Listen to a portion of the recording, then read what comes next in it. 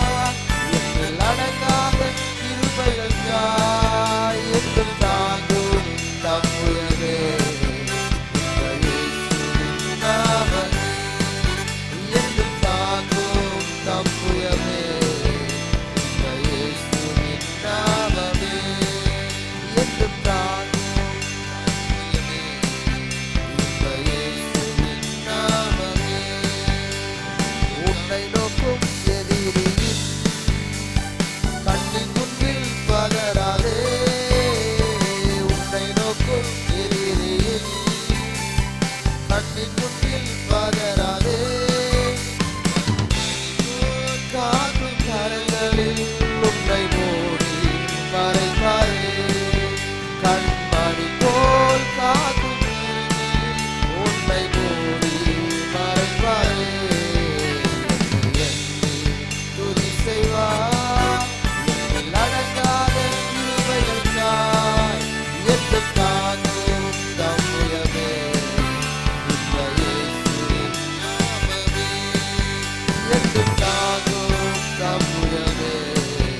இந்த இயேசுவின் நாமமே உனக்கெதிராகவே ஆயுதம் வாய்க்காதே. உனக்கெதிராகவே ஆயுதம் வாய்க்காதே. உன்னை அழைத்தவர் உண்மை தேவன், அவர் தாசனுக்கு நீதி தர. உன்னை அழைத்தவர் உண்மை தேவன், அவர் தாசனுக்கு நீதி தர. துதி செய்வார் என்னில் அடங்காத கிருபைகளுக்காய் என்றும் காக்கும் தம்முயமே. இந்த இயேசுவின் நாமமே என்றும் காக்கும் தம்முயமே. இந்த இயேசுவின் நாமமே என்றும் காக்கும் தம்முயமே. இந்த இயேசுவின் நாமமே. ஹல்லேலூயா. நம்மளை என்றென்றைக்கும் தாங்கக்கூடிய நம்முடைய அப்பா ஒருவர் நமக்காக இருக்கிறார். ஹல்லேலூயா. எந்த சூழ்நிலையிலும் எப்படிப்பட்ட நெருக்கடியிலும் நம்மளை காப்பாற்றி நம்மளை போஷித்து நம்மளை பராமரிக்கிற ஒரு தகப்பன் நம்மளோடு இருக்கிறார். எத்தனை பேர் நம்புறீங்க? ஹல்லேலூயா. இந்த புதிய வருஷத்தில் நம்ம வந்திருக்கிறோன்னா ஒன்றே ஒன்று நம்ம புரிஞ்சுக்கணும். புதிய வருஷனாலே புதிய காரியங்கள் புதிய அற்புதங்கள் நமக்காக அவர் செய்ய வல்லவராக இருக்கிறார். ஹல்லேலூயா. அதனால் இந்த வருஷம் வந்துட்டு என்ன பண்ண போகிறேன் என்ன செய்வேன் தயக்கத்தோடு இருக்காதீங்க. ஒன்றே ஒன்று சொல்லுங்கள் அடிக்கடி, என்னோட அப்பா அவர் என்னுடைய தேவைகளை சந்திக்கிறவர், எல்லா நன்மைகளால் என்னை நிரப்ப அவர் வல்லமை உள்ளவராக இருக்கிறார். ஆமென். எத்தனை பேர் விசுவாசிக்கிறீங்க? கரங்களை ஊற்றி ஹல்லேலூயா. தொடர்ந்து ஆமென் இன்னொரு பாடலை கூட பாடி கர்த்தரை நாம் உயர்த்துவோம். ஆமென். உம்மால் ஆகாத காரியம் ஒன்றுமில்லை, உம்மால் ஆகாத காரியம் ஒன்றுமில்லை, எல்லாமே உம்மால் ஆகும். ஆமென். எத்தனை பேர் நம்புறீங்க? அவரால் செய்ய முடியாதது ஒன்றுமே இல்லை. அவரால் செய்ய முடியாத காரியம் ஒன்றுமே இல்லைன்னா உங்களாலையும் செய்ய முடியாதது எதுவுமே கிடையாது. நீங்களும் ஆமென் நீங்கள் விரும்புகிறது நீங்கள் எதிர்பார்க்கிறபடி உங்களுடைய வாழ்க்கை ஆமென் நடக்கும் மாதிரி ஆமென் எல்லாம் உங்களுக்காக செய்வார். சிலுவையில் அவருடைய சொந்த குமாரனை உங்களுக்காக கொடுத்தவர் மற்ற இவைகளை அருளாதிருப்பது எப்படி? உங்களுக்காக எல்லாம் சர்வார் எல்லாம் செய்வார். ஆமென். அந்த நிச்சயத்தோட கரங்களை பயன்படுத்துவோம்.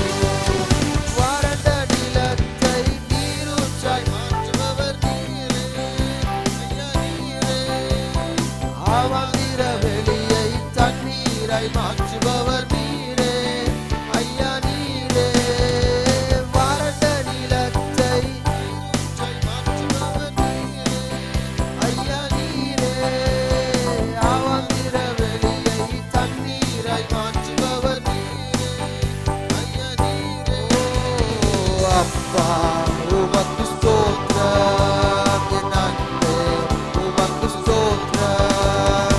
அப்பா உமக்கு ஸ்தோத்திரம், என் அன்பே உமக்கு ஸ்தோத்திரம். மாலாகாத காரியம் ஒன்றுமில்லை, மாலாகாத காரியம் ஒன்றுமில்லை, மாலாகாத காரியம் ஒன்றுமில்லை. எல்லாமே உம்மாலாகும். ஹல்லேலூயா. எல்லாமே உம்மாலாகும். ஆகும், எல்லாம் ஆகும். மாலைதான் எல்லாம் ஆகும். மாறும் மாறும், எல்லாம் மாறும். உம்மாலைதான் எல்லாம் மாறும். நடக்கும், ஓ நடக்கும், எல்லாமே நடக்கும். உம்மாலைதான் எல்லாம் நடக்கும், ஓ நடக்கும், எல்லாமே நடக்கும். உம்மாலைதான் எல்லாம் நடக்கும். உம்மாலாகாத காரியம் ஒன்றுமில்லை, உம்மாலாகாத காரியம் ஒன்றுமில்லை, உம்மாலாகாத காரியம் ஒன்றுமில்லை. எல்லாமே உம்மாலாகும். ஓ ஹல்லேலூயா. எல்லாமே உம்மாலாகும். எல்லாமே உம்மாலாகும். ஹல்லேலூயா. எல்லாமே உம்மாலேயாகும். ஹல்லேலூயா. ஆமென். அவரால் எல்லாம் ஆகும், அவரால் எல்லாம் கூடும். ஆமென். அவர் அற்புதம் செய்கிறவர். ஆமென். நாம் எண்ணி முடியாத அதிசயங்களும் ஆமென் ஓ நமக்காக ஆமென் ஹல்லேலூயா அவர் நமக்காக செய்கிறவராக இருக்கிறார். ஆமென். அவர் நம்மளை நடத்தி வந்த வழிகளை நம்ம ஆமென் சிந்தித்து பார்த்தா நன்றி செலுத்தாம அவரை துதிக்காம நம்மளால இருக்க முடியாது. அவ்வளவு அதிகமாய் நம்மளை நேசித்து இருக்கிறார்.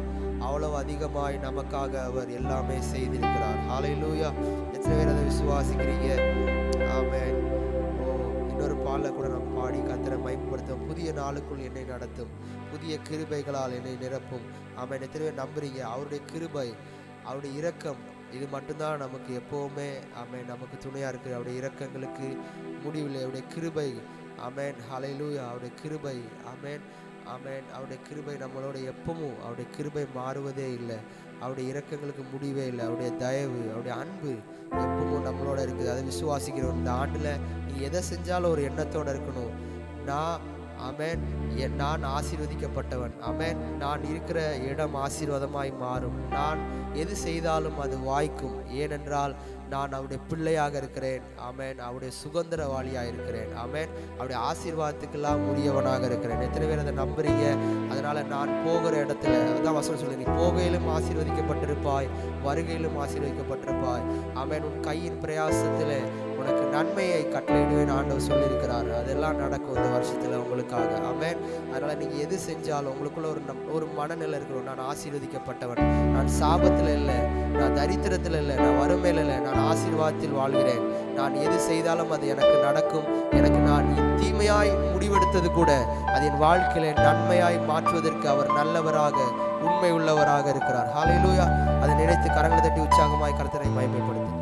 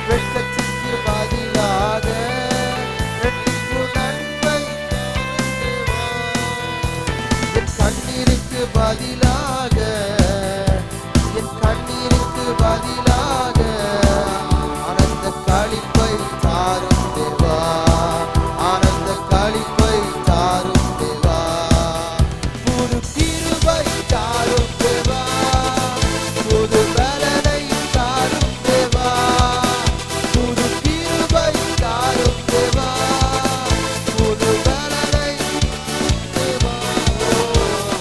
புதிய நாளுக்குள் என்னை நடத்தும், புதிய கிருபையால் என்னை நிரப்பும், புதிய நாளுக்குள் என்னை நடத்தும், புதிய கிருபையால் என்னை நிரப்பும், புது கிருபை தாரும் தேவா, புது பலனை.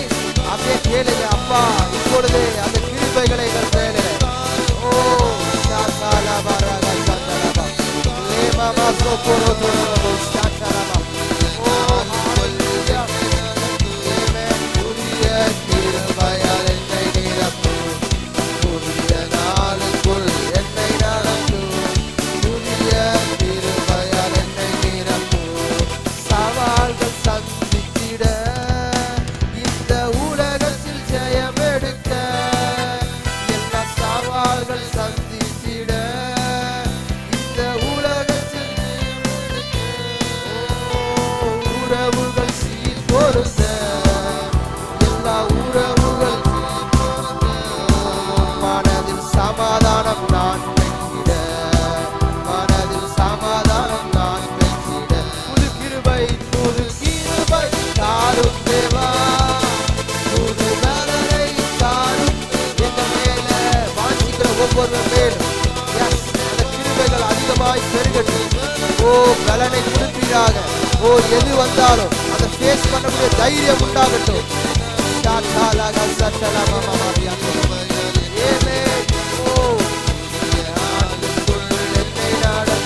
கேட்கிற ஒவ்வொருவர் மேலும் பெற்றுக் கொள்ளுங்கள். புதிய நாளுக்குள் ஒவ்வொரு நாளும் நம்மளை நிறைவாய் நடத்துகிறவர், வறட்சியான காலத்தில் நம்மளை செழிப்பாய் நடத்துகிறவர், போஷிக்கிறவர். ஓ அவரை நினைச்சு நன்றி அப்பா. ஓ புதிய நாளுக்குள் அப்பா எங்களை நடத்துகிறதற்காக நன்றி.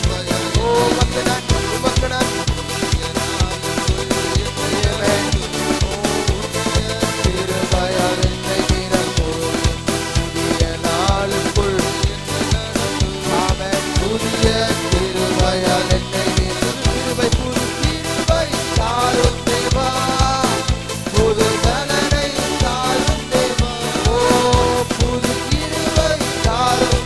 ஓ உன்னதத்திலிருந்து ஒரு பலன் உங்களை நிரப்புகிறது.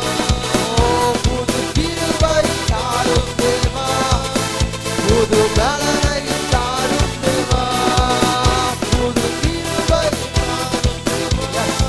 ஓ fill us your Holy Spirit. நிரப்புவீராக.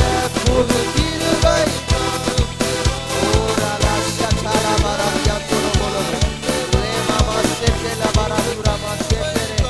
S வாஞ்சிக்கிற ஒவ்வொருவர் மேலும் நிறைவு பாத்திரம் நிரம்பி வழிவதாக, எல்லா வெறுமைகள் மாறுவதாக. என்னை நடத்தும், புதிய கிருபையால் என்னை நிரப்பும், புதிய நாளுக்குள் என்னை நடத்தும், புதிய கிருபையால் எங்களை நிரப்புவீராக. நன்றி ஆவியானவரே, நன்றி இயேசுவே, நன்றி பிதாவே. ஹalleluya ஹalleluya. ஆமென். கண்களை மூடி அப்பாவுக்கு நன்றி செலுத்துங்க. நன்றி அப்பா. ஆண்டவரே கடந்த ஆண்டு முழுவதும் எங்களை நடத்தி வந்தீரே, எங்களை ஒரு குறைவில்லாமல் எங்களை நடத்தி வந்தீரே, அதற்காக நன்றி. எங்கள் மேல் நீர் பாராட்டின நம்முடைய அன்புக்காக நன்றி அப்பா. ஓ ஹalleluya. ஒன்னே ஒன்று நான் உங்களுக்கு சொல்ல விரும்புகிறேன். இதுவரை உங்களை நடத்தி வந்தவர் இனிமேலும் இந்த நிமிடம் வரை உங்களை கொண்டு வந்தார்னா இனியும் உங்களை நடத்துவார். ஏனென்றால் அவர் உண்மை உள்ளவர். அவரை நம்பி வந்த யாரையும் அவர் கைவிடுவதில்லை. அவர் வெட்கப்படுத்துகிறவர் அல்ல, அவர் யாரையும் மறக்கிறவர் அல்ல.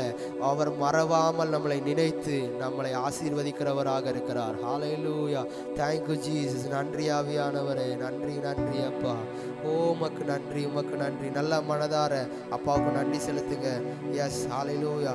ஓ ஹalleluya. நன்றி அப்பா, நீ செய்த நன்மைகளுக்காக உமக்கு நன்றி. ஓ ஓ உமக்கு நன்றி ராஜா. ஹalleluya. ஓ ஹalleluya. நினைத்து பார்க்கிறேன் கடந்து வந்த பாதைகளை, தியானிக்கிறேன் உம் தயவை, திரும்பி பார்க்கிறேன் துவங்கின காலங்களை, புரிந்து கொள்கிறேன் உம் அன்பை. துவங்கினேன் ஒன்றும் இல்லாமல், திருப்தியாய் என்னை நிறைத்தீ. துவங்கினேன் ஒன்றும் இல்லாமல், திருப்தியாய் என்னை நிறைத்தீ. நீர் உண்மை உள்ளவர், நன்மை செய்பவர், கடைசி வரை கைவிடாமல் நடத்தி செல்பவர். நீர் உண்மை உள்ளவர், நன்மை செய்பவர், கடைசி வரை கைவிடாமல் நடத்தி செல்பவர். நீர் உண்மை உள்ளவர், நன்மை செய்பவர், கடைசி வரை என் குடும்பத்தை, என் பிள்ளைகளை. ஓ நீர் உண்மை உள்ளவர், நன்மை செய்பவர், கடைசி வரை கைவிடாமல் நடத்தி செல்பவர். நீர் உண்மை. இந்த வார்த்தையை சொல்லும் போது அவருடைய உண்மை உங்க வாழ்க்கையில வெளிப்படுகிறது. ஓ கடைசி வரை கைவிடாமல் நடத்தி செல்பவர். யெகோவா ஈரே, எனக்கெல்லாம் நீரே, என் தேவை எல்லாம் சந்திப்பீர்.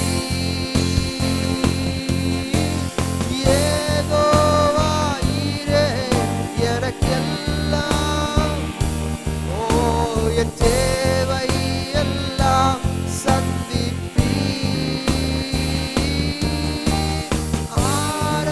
ஆராதனை, ஆராதனை, ஆராதனை உமக்கே.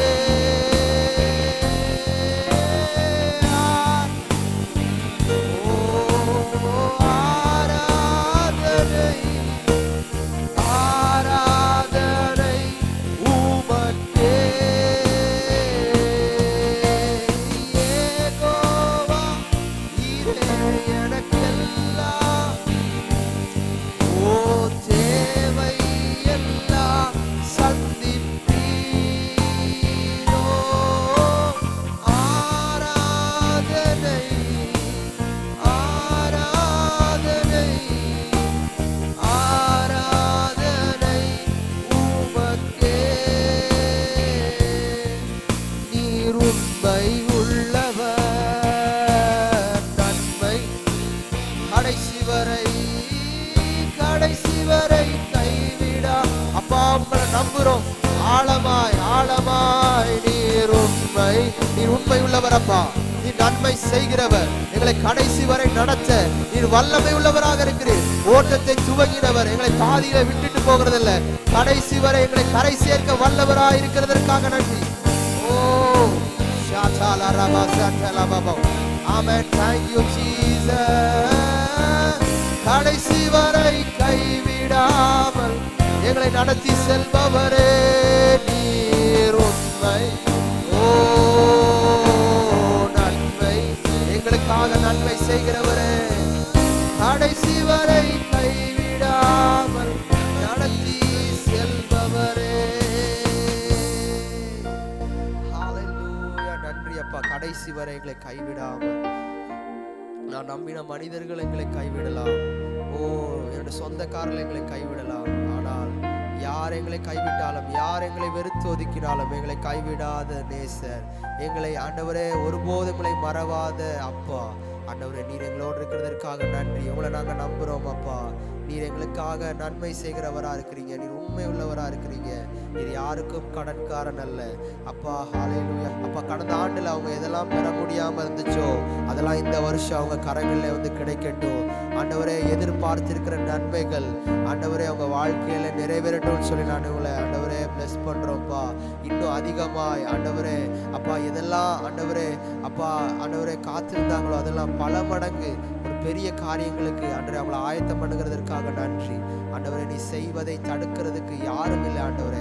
நீ சொன்னதை செய்பவர். உம்மை நம்பி வருகிற ஒவ்வொருவரையும் நீர் ஆண்டவரே ஆசீர்வதிக்கிறவங்களா இருக்கிறீங்க ஆண்டவரே. உம்மை நம்புகிற யாவருக்கும் அப்பா நீர் ஆசீர்வாதத்தையும் நன்மையும் ஆண்டவரே அவங்க கரங்களில் கொடுக்கறதற்காக நன்றி ராஜா.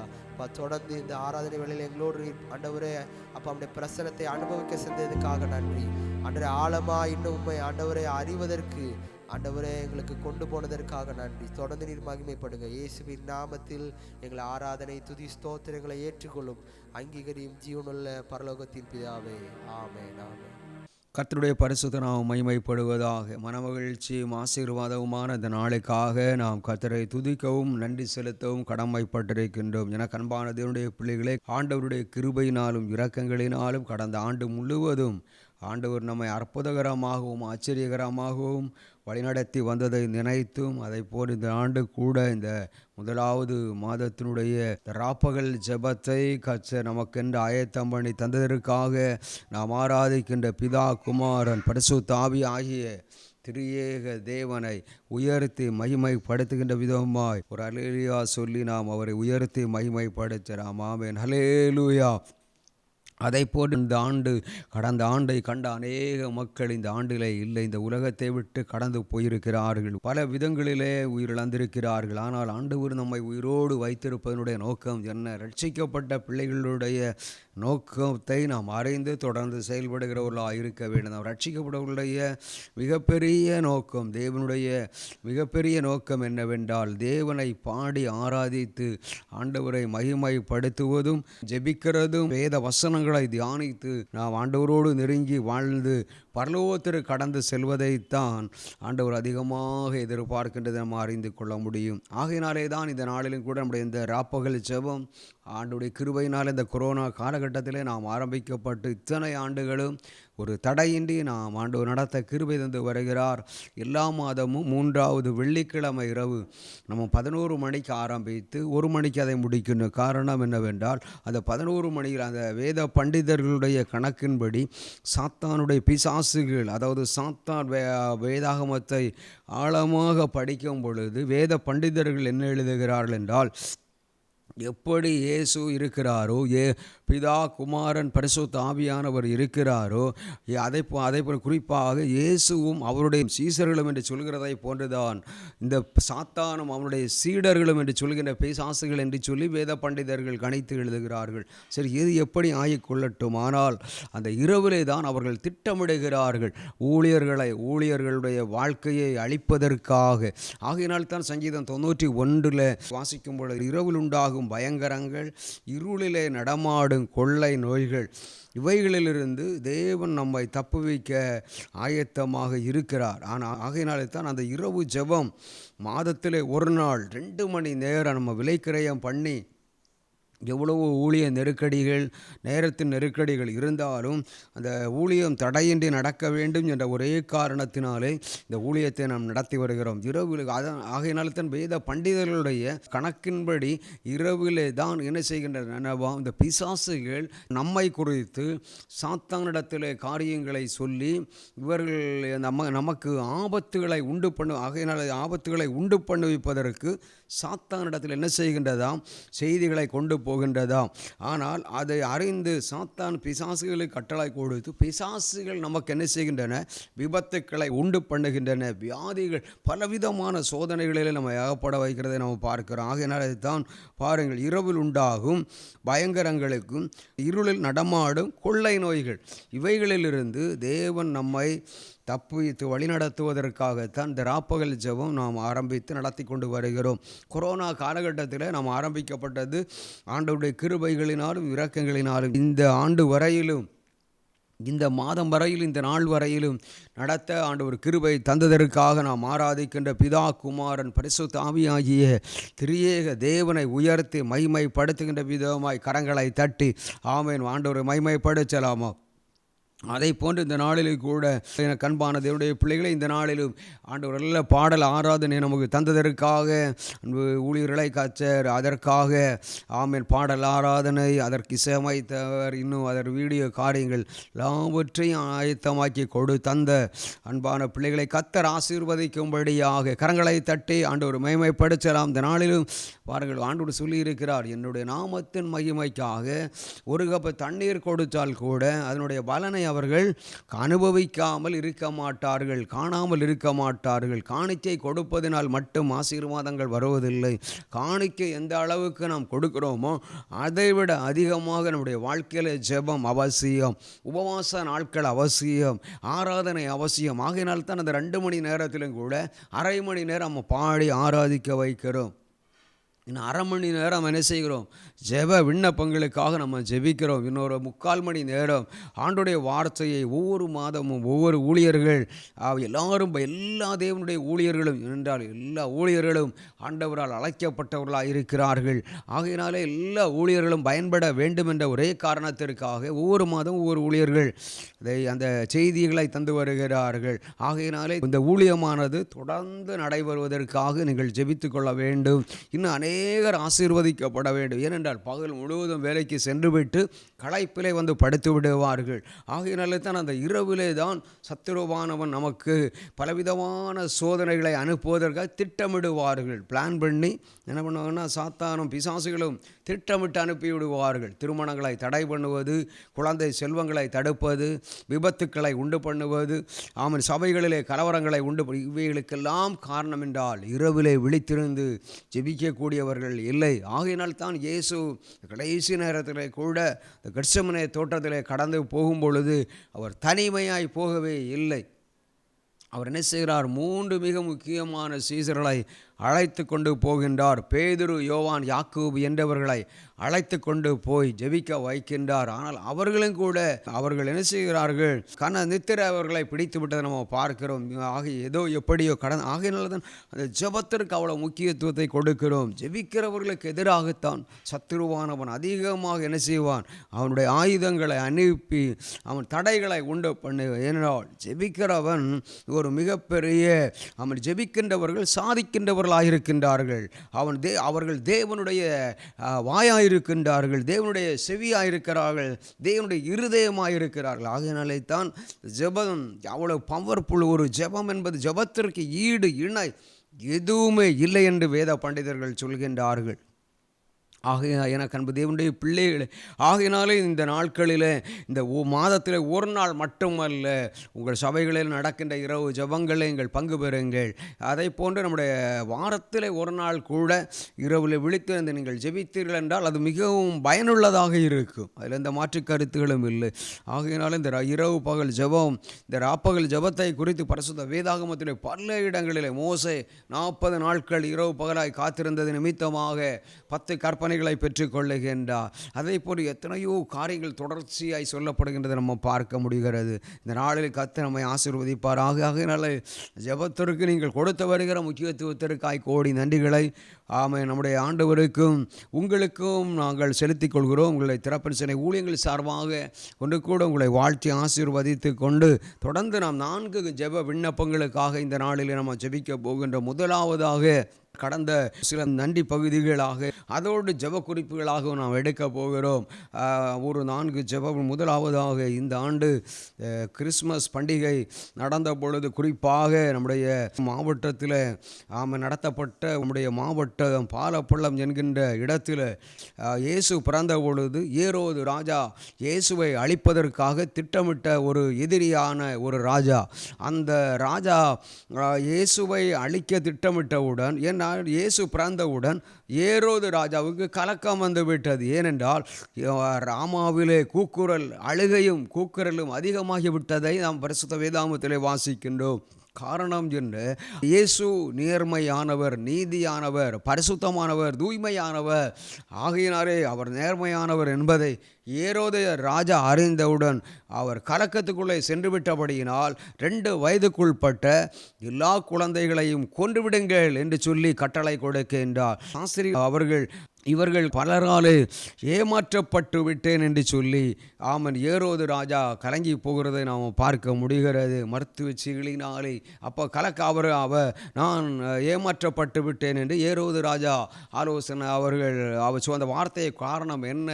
அந்த நாட்களில் அப்பொழுதுதான் அங்கே சொல்லுகின்றார்கள், எபிரேய பெண்களுக்கும் எகிப்திய பெண்களுக்கும் உள்ள வித்தியாசம். ஐயா, நாங்கள் மருத்துவம் செய்ய ஆண் பிள்ளைகளை பிறக்கும் பொழுதே குழந்தையிலே கொண்டு விட வேண்டும் என்று ஏரோது ராஜா கட்டளை கொடுத்திருந்தார். ஆனால் அதையும் தாண்டி இயேசு பிறந்து விட்டார். இதை அறிந்தவுடன் மருத்துவம் செய்கின்றவர்களை கேட்கும் பொழுது சொன்னார்கள், நாங்கள் மருத்துவம் செய்வதற்கு முன்பதாக குழந்தைகளை பெற்றெடுத்து விடுகிறார்கள் என்று சொல்லி பதில் கொடுத்தவுடன் இயேசு பிறந்தவுடன் எதிரிக்கு கலக்கம் வந்து விட்டது. அதை போன்றுதான் நம்ம ஆண்டவருடைய பிள்ளைகள், கர்த்தருடைய ஊழியக்காரர்கள் இந்த உலகத்தில் நம்மை காணும் பொழுது எதிரிக்கு எப்பொழுதும் ஒரு கலக்கம்தான். ஏனென்றால் நம்முடைய ஜெபங்களை கர்த்தர் கேட்டு நரகத்துக்கு போக வேண்டியதான ஒரு திரள் கூட்ட மக்களை ஆண்டவருக்கு நேராய் கொண்டு வருகிறத நம்ம பார்க்கிறோம். ஆகையினாலே தான் பாருங்கள், அந்த ஏரோதனுடைய அரண்மனை வடிவில் இந்தியாவினுடைய தமிழ்நாட்டில் உள்ள குமரி மாவட்டத்தில் ஒரு பாலப்பள்ளம் என்ற இடத்துல 45 அடி உயர ஒரு கிறிஸ்மஸ் குடிலை உண்டு பண்ணி என்ன செய்தார்கள் என்றால் மக்களை பார்க்க வைத்தார்கள். இவைகளெல்லாம் பத்திரிகைகளில், எல்லா பத்திரிகைகளிலும் வந்த காரியங்கள். 24/12/2005 அன்று தினத்தந்தி நாகர்கோவில் டேஷனில் வந்த ஒரு செய்தியை தான் உங்களுக்கு நான் சொல்லிக் கொண்டிருக்கிறேன். பாருங்கள், இதற்கு பாருங்கள், அது ஒரு கிறிஸ்மஸ் குடிலாக காணப்பட்டாலும் அந்த தினத்தந்தி பத்திரிகைகளில் ஒரு ஞாயிறு மலர் ஒன்று வரும். அதில் பார்த்தீர்கள் என்றால் எல்லா மக்களும் இதுதான் காஸ்பல், இதுதான் சுவிசேஷம். இதை பாருங்கள், அதில் கொடுத்திருக்கிற செய்தியை பாருங்கள். மதங்களை கடந்து நேசிக்கப்படும் கிறிஸ்மஸ் குடில் என்று சொல்லும் அளவுக்கு என்ன செய்கிறார்கள்? பத்திரிகைகளை வரும் அளவுக்கு என்ன செய்தார்கள்? காரியங்களை செய்து பாவிகளை மீட்பதற்காக மண்ணுலகு மானிடக வந்து அவதரித்தார் மீட்பர் இயேசு கிறிஸ்து. இவரது பிறப்பு விழாவை உலகம் முழுவதும் உள்ள கிறிஸ்தவர்கள் ஆண்டுதோறும் டிசம்பர் மாதம் 25ஆம் தேதி கிறிஸ்துமஸ் விழா கொண்டாடி வருகின்றார்கள். ஆனால் பாலப்பள்ளத்தில் இந்த இப்படிப்பட்ட கூடலை அமைத்து லட்சக்கணக்கான மக்கள் என்ன செய்திருக்கிறார்கள்? பார்வையிட்டிருக்கின்றார்கள். ஏரோது ராஜாவினுடைய அரண்மனை வடிவிலே 45 அடி உயரத்தில் அதனுடைய வடிவிலை செய்திருக்கின்றார்கள். பாருங்கள், 28வது ஆண்டு இந்த கிறிஸ்மஸ் குடிலினுடைய இந்த ஆண்டு இந்த விழா உலகம் ஆச்சரியப்படும் அளவுக்கு மாறிவிட்டது. முதல் தளத்தில் ஆண்டவரை அறியாதவர்கள், ஏற்றுக்கொள்ளாதவர்கள், ரட்சிக்கப்படாதவர்கள், மனம் திரும்பாதவர்கள், பாவத்தோடு வாழ்கின்றவர்கள், மதுபானத்திற்கு அடிமையாகி வாழ்கிறவர்கள், பலவிதமான பாவங்களுக்கு அடிமையாகி வாழ்கிறவர்கள் எப்படி இந்த இயேசுவினுடைய வருகையில் அவருடைய பிள்ளைகள் எடுத்துக்கொள்ளப்படுவார்கள், அதற்கு பின்பு மற்ற மக்கள் எப்படி இருப்பார்கள் என்று ரோபர்ட் மூலமாக இந்த 7 ஆண்டு ஆட்சி காலத்தில் 3.5 ஆண்டு ஆட்சி எப்படி இருக்கும், அதனுடைய அடுத்த வருகின்ற 3.5 ஆண்டு ஆட்சி எப்படி இருக்கும் என்று சொல்லி அதனுடைய ரோபர்ட்டுகள் மூலமாக அந்த 666 முத்திரை எப்படி தெரிவிக்கப்படுகிறது இதெல்லாம் கொடுத்து ஒரு 10 நாட்கள் பார்க்க அரசு அனுமதியோடு கூட நடத்தப்பட்ட. பாருங்கள், இதை குறித்து வின்ஸ்டார் ஸ்போர்ட்ஸ் கிளப் மற்றும் ஜீவன் சேரிட்டி தலைவர் சதீஷ் அவர்கள், செயற்குழு உறுப்பினர் டாக்டர் ஹெல்டன் போன்றவர்கள், இவர் செல்வ பொருகுமாறு, இவர்கள் எல்லாரும் மிகவும் சிறப்பாக இந்த ஆண்டு 28வது ஆண்டு கிறிஸ்துமஸ் விழா இந்த குடில் அமைத்தது. மிகவும் அநேகரை குறிப்பாக பார்த்தீங்கன்னா அந்த கிராமத்து மக்கள் எல்லாம் ஒற்றுமையோடு செயல்பட்டிருக்கிறார்கள். இதிலிருந்து நம்ம என்ன அறிந்து கொள்கிறோம்? இதுதான் சுவிசேஷம். இதை பார்க்கும் பொழுது ஏரோது ராஜா யார், இயேசு யார், இயேசு எதற்காக இந்த உலகத்தில் வந்தார், இது இப்படிப்பட்ட காரியங்கள் வெளியே கடந்து செல்ல வேண்டும். இப்படிப்பட்ட காரியங்களை ஆண்டவருடைய கிருபைகளினாலும் இரக்கங்களினாலும் ஆண்டவர் இந்த காரியங்களை செய்திருக்கின்றார். செய்திருக்கிறார். இதற்காக நாம் என்ன செய்ய வேண்டும்? நன்றி செலுத்துகிறவர்களாய் மாற வேண்டும். அதை போன்று நம்முடைய ஒவ்வொரு கிறிஸ்மஸ் பண்டிகைகளும் அது சுவிசேஷத்தை மற்றவர்களுக்கு கொண்டு போகிறதாக நாம் அமைத்து கொள்ள வேண்டும். தான தர்மம் பண்ணுவது, திக்கற்ற பிள்ளைகளுக்கு உணவு கொடுத்து மகிழ்விப்பது, உடைகளை கொடுத்து மகிழ்விப்பது, வாழ்வுள்ள மக்களுக்கு வாழ்வு கொடுப்பது, இப்படிப்பட்ட நிறைய காரியங்களை அந்த காப்பகங்களுக்கு போய் அவர்களுக்கு உணவு கொடுத்து மகிழ்விக்கின்ற காரியங்கள் இதெல்லாம், இப்படிப்பட்ட காரியங்களை என்ன செய்ய வேண்டும்? அன்னை தெரசா இந்திய அரசாங்கத்தினாலே மிகப்பெரிய அங்கீகாரத்தை பெற்றுக்கொண்டதற்கு காரணம் என்ன? சாலை ஓரங்களில் படுத்து கிடந்த வாழ்விழந்த பேரண்ட்ஸ் இல்லாத, பெற்றோர் இல்லாத மக்களை எடுத்து என்ன செய்வார்களாம்? காப்பகங்களை கொண்டு போய் பராமரிக்க ஆரம்பித்தார்கள். ஆகையினாலே தான் அவர்களுக்கு இந்த இந்தியாவினுடைய மிகப்பெரிய உயரிய விருதை கொடுத்து அங்கீகரித்திருக்கின்றார்கள், கௌரவித்திருக்கின்றார்கள். ஆகையினாலே இப்படிப்பட்ட காரியங்களை நாம் செய்யும் பொழுது அதில் நம்ம சந்தோஷப்பட என்ன செய்ய வேண்டும்? களி கூறுகின்றவர்களாய் மாற வேண்டும். அது மட்டுமல்ல, 11 ஆண்டுகளில் முதல் முறையாக நம்முடைய நாட்டினுடைய பிரதமர் டெல்லி தேவாலயத்தில் போய் என்ன செய்திருக்கிறார்கள்? ஜெபம் செய்திருக்கின்றார்கள். கிறிஸ்மஸ் விழாவில் பிரதமர் அவர்கள் பங்கேற்றிருக்கின்றார்கள். அங்கிருந்த தேவனுடைய ஊழியர்கள், ஃபாதர்ஸ், பிஷப் போன்றவர்களிடத்தில் அவர்கள் கலந்துரையாடி இருக்கிறார்கள். 11 ஆண்டுகளில் முதல் முறையாக இந்த சம்பவம் நடந்தது. இவைகளெல்லாம் பார்க்கும் பொழுது சுவிசேஷம் இன்றைக்கும் அது தடைப்படவில்லை, அதிகமாக மக்கள் மத்தியில் பிரபலமாகி கொண்டுதான் இருக்கிறது. காரணம் என்னவென்றால், அது ஆண்டுடைய வார்த்தை. நீங்கள் உலகமெங்கும் போய் சர்வ சிருஷ்டிக்கு என்ன செய்யுங்கள்? சுவிசேஷத்தை பிரசங்கம் பண்ணுங்கள் என்று சொல்லி ஆண்டவர் என்ன செய்திருக்கிறார்? நமக்கு வாக்கு கொடுத்திருக்கின்றார். மத்தேயு, மார்க்கு, லூக்கா, யோவான் போன்ற சுவிசேஷங்களிலே அவர் நமக்கு எழுதி கொடுத்த வார்த்தை. ஆகையினாலே தான் நமக்கு வேறு வேலை இல்லாமல் காஸ்பல் சுவிசேஷம் அறிவிப்பதற்காக கடந்து செல்லவில்லை. எவ்வளோ விலை கிரயம் பண்ணி, தியாகம் பண்ணி, நேரங்களை அதற்கென்று ஒதுக்கி, பணங்களை ஆயத்தம் பண்ணி என்ன செய்கிறார்கள்? சுவிசேஷத்தை அறிவிக்கிறார்கள். காதுள்ளவர்கள் கேட்கட்டும் என்று ஆண்டவர் சொல்லுகிறார். கடைசி நாட்களிலே அந்த அக்னியை கொண்டு உலகத்தை தேவன் அழைக்க போகிறார். ஆனால் அந்த அக்னியிலே அழிந்து விடாதபடிக்கு ரட்சிப்பு மிக முக்கியமானது என்பதை நாம் அறிந்து கொண்டு தொடர்ந்து செயல்படுகிறவர்களாய் மாறுவோம். கர்த்தர் நம்மை ஆசீர்வதிப்பாராக. இரண்டாவதாக இன்னொரு ஜெப விண்ணப்பத்திற்காக நம்ம ஜெபிக்க போகிறோம். பாருங்கள், கடந்த ஆண்டு மட்டும் குமரி நம்முடைய மாவட்டத்தில் மட்டும் 281 கஞ்சா வழக்குகள் பதிவு செய்யப்பட்டிருக்கின்றார்கள். 501 பேர் கைது செய்யப்பட்டிருக்கின்றார்கள். இதை போன்று கடந்த மாதத்திலே கூட 13/12 அன்று 2025 காஷ்மீரிலிருந்து கன்னியாகுமரிக்கு ரயிலில் கடத்தி வந்த 5 கிலோ கஞ்சா பறிமுதல் செய்திருக்கின்றார்கள். அதே போல் நம்முடைய மாவட்டம் பூதப்பாண்டி அருகே காரில் கஞ்சா கடத்திய 4 வாலிபர்கள் கைது செய்யப்பட்டிருக்கின்றார்கள். காரணம் என்ன? இயேசு இதுகளுக்கெல்லாம், இந்த இப்படிப்பட்ட காரியங்களுக்கெல்லாம் நம்ம இயேசு எதிராகவே பரிசுத்த வேதாகமத்தில் ஆண்டுடைய வார்த்தைகள் கொடுத்திருக்கிறதை நம்ம பார்க்க முடிகிறது.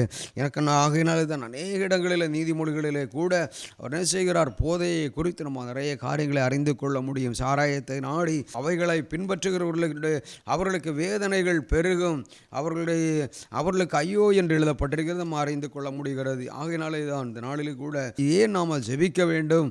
எதற்காக ஜெபிக்க வேண்டும்? ஜெபம் அவசியமா? இவர்களுக்கு வேறு வேலை இல்லையா என்று கேட்கின்றவர்களுக்கெல்லாம் பரிசுத்த வேதாகமத்தின் அடிப்படையில் தான் நாங்கள் எல்லா என்ன செய்கிறோம்? எசேக்கியேல் தீர்க்கதரிசி அப்படி எழுதுகிறார், சாகிறவனுடைய சாவை நான் என்ன செய்யவில்லை, விரும்பவில்லை என்று எழுதுகிறார்.